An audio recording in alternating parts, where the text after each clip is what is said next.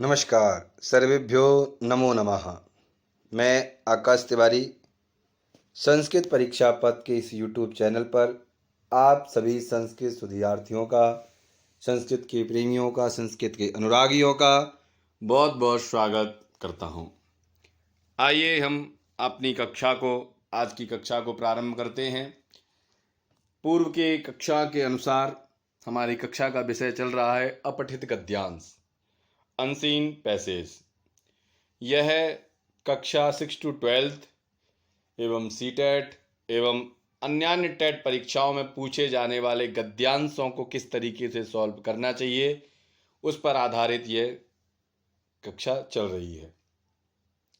हमारे बहुत सारी परीक्षाओं में गद्यांश आते हैं, पैराग्राफ आते हैं। उनको किस तरीके से पढ़कर, किस तरीके से उनको समझकर, किस तरीके से उनसे बनने वाले प्रश्नों के उत्तर निकालना हम इन कक्षाओं के माध्यम से सीखते हैं। तो आइए इस कक्षा का प्रारंभ करते हैं, जहां हम उपस्थित हैं संस्कृत परीक्षा पथ के इस यूट्यूब चैनल पर। अपठित गद्यांश क्लास 6 to 12 वही है विषय, भाग है 2। यह हमारी कक्षा का दूसरा भाग है। इसके पहले एक कक्षा में अपठित गद्यांश का एक पैराग्राफ हम सॉल्व कर चुके हैं। आइए इस कक्षा का प्रारंभ करते हैं कि श्लोक के साथ। परोपकाराय फलन्ति वृक्षा, परोपकाराय वहन्ति नद्या, परोपकाराय दुहन्ति गावः, परोपकारार्थमिदं शरीरम। कहते हैं परोपकाराय फलानि वृक्ष। बोले परोपकार वही है, क्या कहते हैं, परोपकाराय फलानि वृक्ष। वृक्ष जो है परोपकार के लिए ही फल देते हैं। परोपकाराय वहन्ति नद्या, और नदियां किसके लिए बह रही हैं, परोपकार के लिए बह रही हैं। परोपकाराय दुहन्ति गावा, परोपकार के लिए ही गाय दूध देती है। परोपकारार्थ इदम शरीरम, इदम मतलब यह हमारा शरीर भी परोपकार के लिए होना चाहिए, परोपकार के लिए ही यह उपयोग में आना चाहिए। चलिए इसी श्लोक परोपकार की इस भावना को लेकर सभी संस्कृत के प्रेमियों का, या यहाँ पर उपस्थित इस यूट्यूब पर सभी संस्कृत विद्यार्थियों का एवं अन्य प्रेमी जनों का हम अपनी कक्षा में बहुत बहुत स्वागत करते हैं। और इस परोपकार की भावना को लेकर हम आज की कक्षा का प्रारंभ करते हैं। चलिए बहुत अच्छा पैराग्राफ इस बार हमने लिया है। हमारे ही एक पर्व है, भारतीय पर्व है दीपावली। दीपों की माला या दीपों का उज्ज्वलन करना, दीपों को प्रज्वलित करना, दीपों को जलाना। दीपावल्यायाम, दीपकों की माला, यह पर्व है। कैसे प्रारंभ हुआ, इसमें क्या है, इस पैराग्राफ के माध्यम से समझेंगे। कब यह पर्व मनाया जाता है, हाँ आयुब हम सभी लोग जानते हैं दीपावली कब मनाई जाती है, तो उसी के ऊपर सबसे पहले पैराग्राफ को पढ़ेंगे। 2 बार पैराग्राफ को पढ़ने के बाद इसके अर्थ को पकड़ने की कोशिश करेंगे। चलिए पढ़ते हैं कि दीपावली अस्माकं राष्ट्रीयोत्सव वर्तते। अस्मिन् पर्वे अस्मिन् उत्सवे सर्वे जनाः परस्परं भेदभावं विस्मृत्य आनन्दमग्नाः भवन्ति।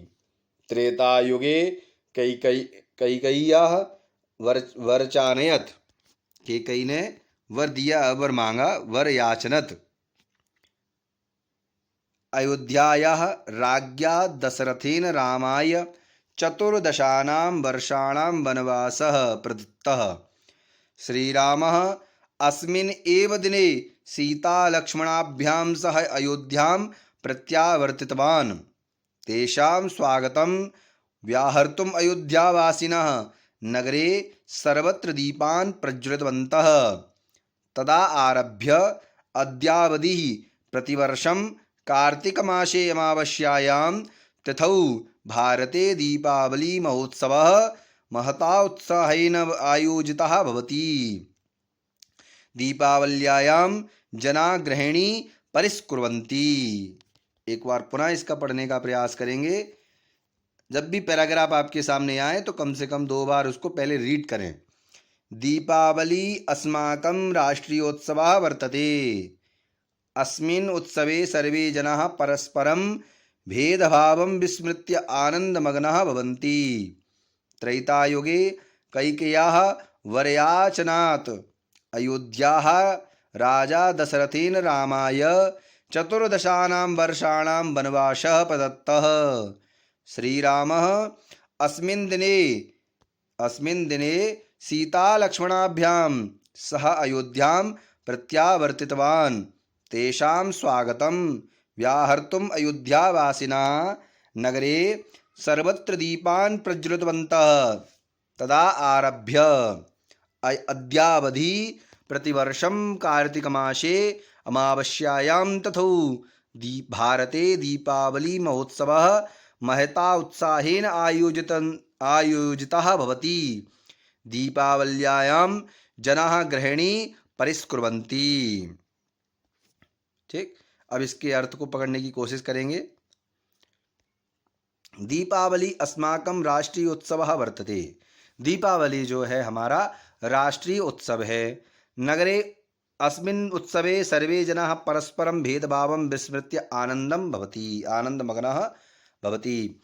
इस दिन, उत्सव वाले दिन, दीपावली वाले दिन, सर्वे जना सभी लोग परस्परम एक दूसरे के प्रति भेदभाव की भावना को त्याग कर आनंदमग्न होते हैं। त्रेतायुगे कैकेय्याः वरयाचनत् अयोध्या राजा दशरथेन रामाय 14 वर्षाणां वनवासः प्रदत्तः।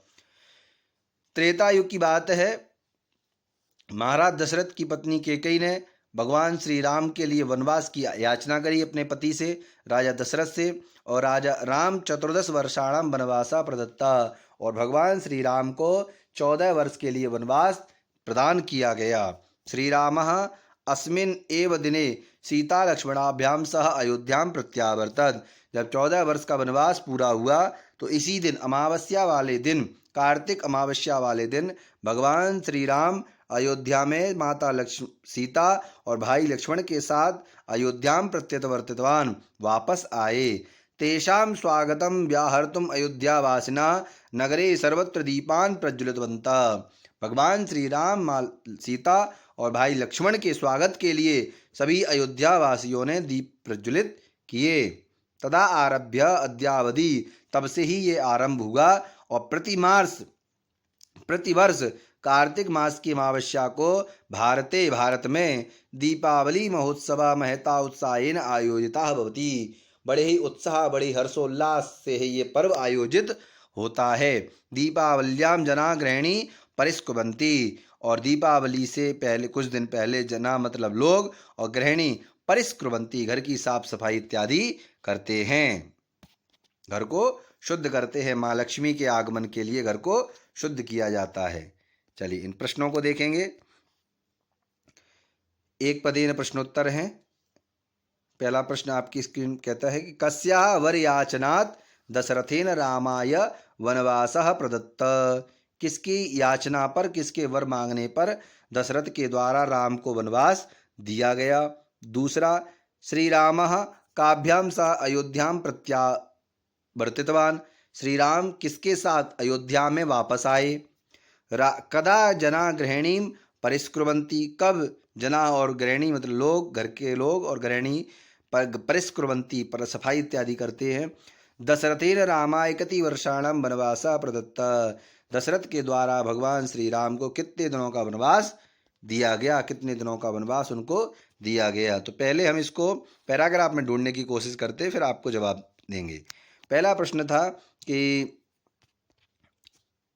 दशरथ किसके वर की याचना पर भगवान श्री राम को वनवास मिला गया। तो ये जवाब आपको यहाँ मिल जाएगा, कैकेय्याः वरयाचनत्।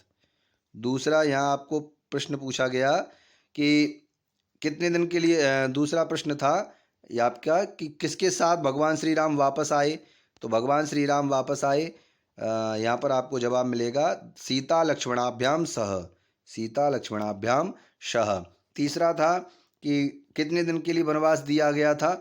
तो 14 वर्षों के लिए वनवास दिया गया था। कहाँ लिखा है ये, व्याहर्तुं प्रतिवर्ष कार्तिक मास से नहीं, 14 वर्षाणाम, ये मिल जाएगा, 14 वर्षाणाम वनवासा प्रदत्ता।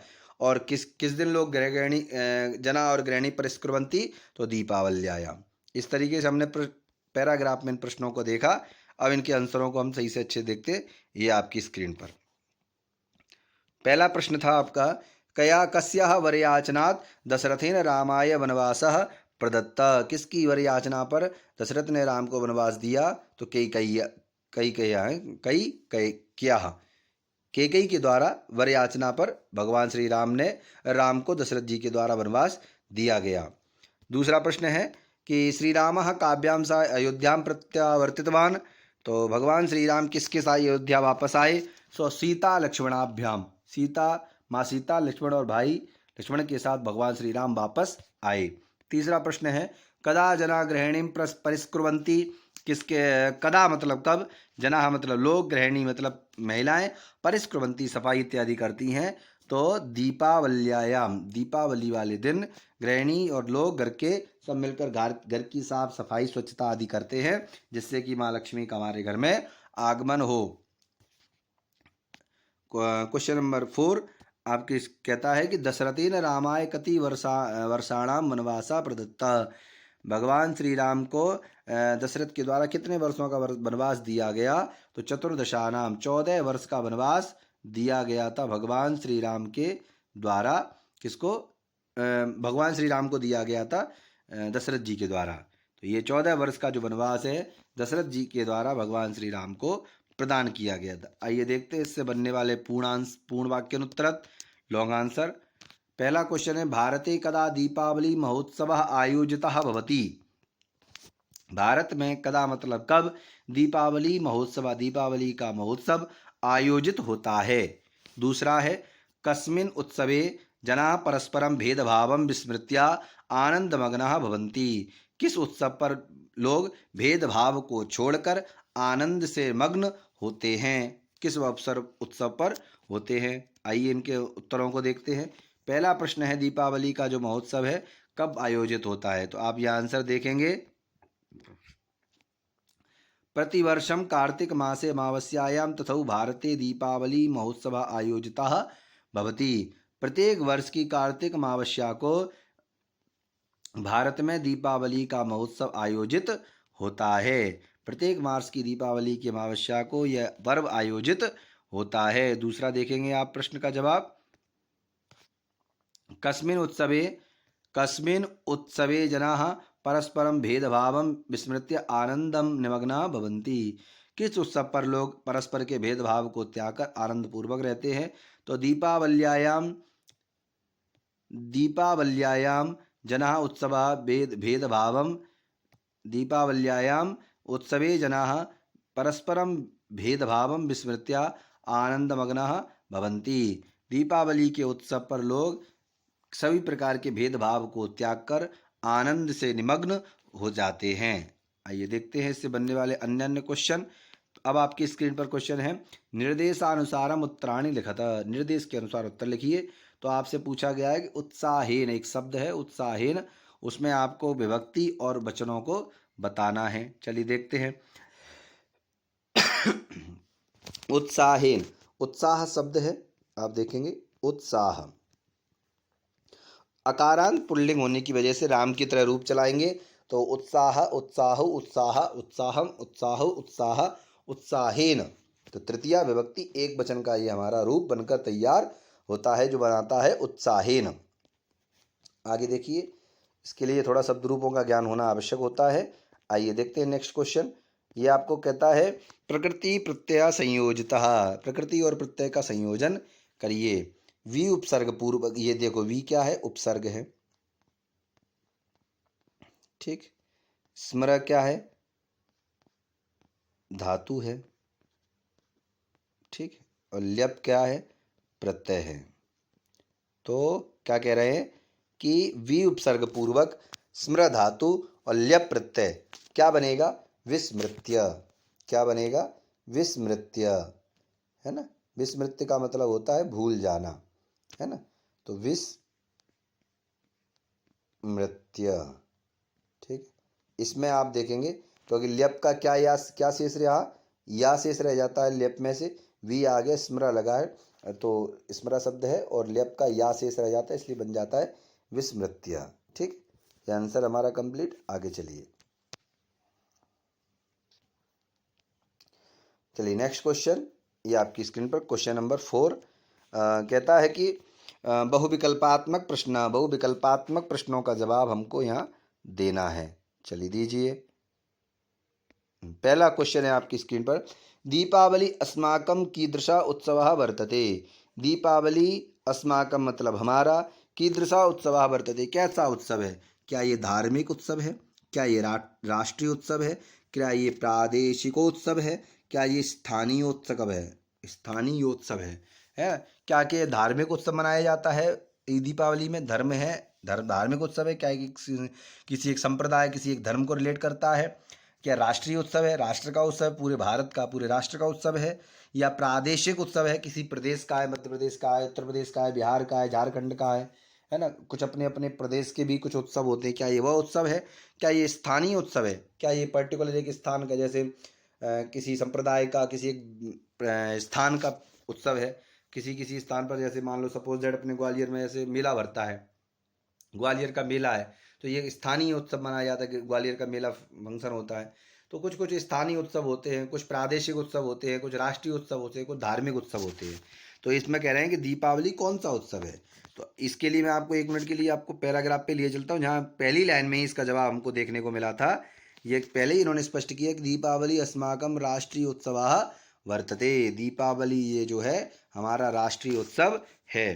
तो आई होप आप इसका आंसर भी समझ गए होंगे कि दीपावली कैसा उत्सव है, राष्ट्रीय उत्सव है। कैसा उत्सव है, राष्ट्रीय उत्सव है।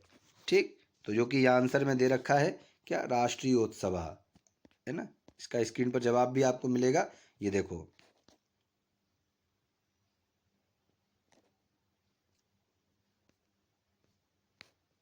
ये रहा, यहाँ पूछा गया था आपसे कि दीपावली अस्माकं कीदृशः पर्वः वर्तते। दीपावली जो है हमारा कैसा पर्व है। दीपावली जो है हमारा कैसा पर्व है, राष्ट्रीय उत्सव है। कैसा पर्व है, राष्ट्रीय उत्सव है। ये हमारा राष्ट्रीय उत्सव है। इसमें हम पूरे राष्ट्र को संयोजित करते हुए इस पर्व को मनाते हैं। ये आपकी स्क्रीन पर आंसर भी है, राष्ट्रीय उत्सव।